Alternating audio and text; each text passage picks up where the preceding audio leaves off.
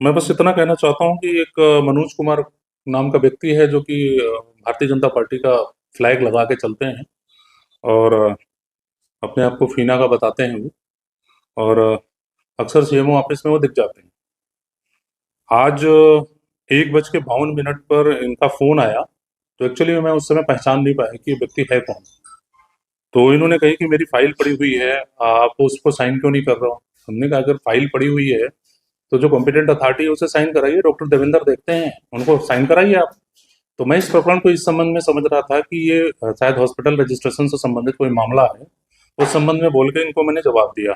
बाद में इन्होंने बताया कि नहीं आप आयुष्मान कार्ड तो आप ही देखते हो। तो मैंने कहा हाँ मैं ही देखता हूँ, मैंने आयुष्मान कार्ड ही देखता हूँ। तो कह रहे हैं कि मेरी 20 दिन से फाइल पड़ी है उसको। नहीं, हमने कहा वो ऑनलाइन जो प्रोसीजर है उसके प्रोसीजर के क्रम में डॉक्टर नताशा उसके लिए अधिकृत की गई है। वो जांच करने के बाद निरीक्षण आख्या लेके आएंगी, तब वो उसको देखेंगे। अगर हमारे हिसाब से वो सही रहेगा तो साइन करेंगे, अदरवाइज हम फिर भी वेरिफिकेशन करेंगे।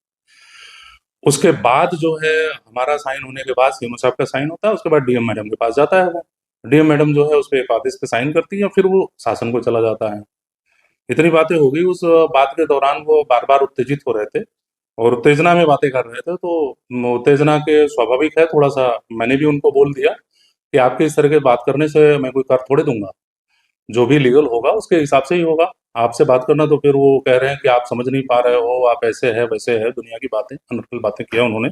शायद उनके पास रिकॉर्डिंग भी होगी, तो वो रिकॉर्डिंग भी सुनाया जा सकता है। मैंने किसी भी तरह का कोई इलीगल बातें नहीं की है।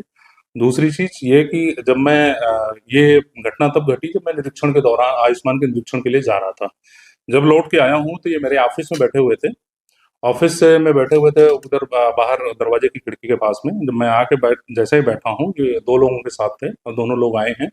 उसका सीसीटीवी फुटेज भी मैं आपको अवेलेबल करा रहा हूँ।